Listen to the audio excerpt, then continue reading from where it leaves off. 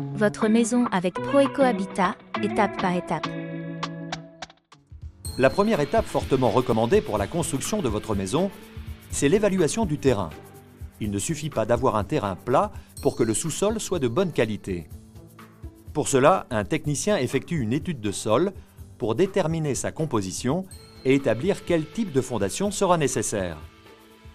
L'étude de sol se réalise en sondant le sol en plusieurs points du terrain pour connaître la nature du sol et prévenir l'éventuelle présence d'anomalies dans le terrain. Les données du technicien sont analysées par un géotechnicien.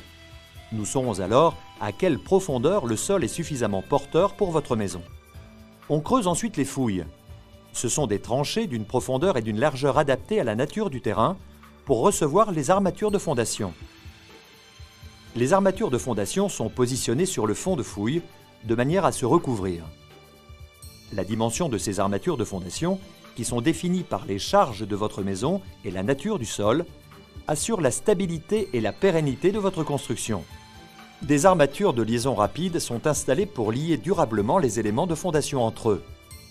Les armatures sont également ligaturées entre elles pour une meilleure stabilité lorsque le béton sera coulé. Une attente verticale est enfin disposée à l'aplomb des futurs chaînages et poteaux.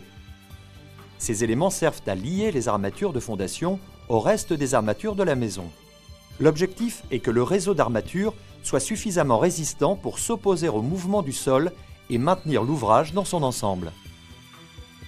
Du béton est coulé pour enrober toutes les armatures de fondation en ne laissant exploitables que les armatures d'attente. Des rangées de parpaings sont montées et des chaînages verticaux sont coulés. Arrivé à cette étape, le plancher est posé et les chaînages périphériques sont mis en place. Ils sont, comme pour la fondation, liés entre eux avec des armatures de liaison pour solidariser chaque armature. Pour fixer le tout, on ligature solidement toutes les armatures ensemble avec du fil à ligaturer. Les dernières armatures sont installées, à savoir le treillis soudé et les chapeaux de plancher. Puis le béton du plancher est coulé sur toute sa surface en une seule fois. La première phase de votre construction est achevée. D'autres armatures, chaînages, poteaux, poutres, chevêtres sont par la suite disposées à chaque point stratégique de la maison. Pour en découvrir davantage, retrouvez-nous sur proecohabitat.fr.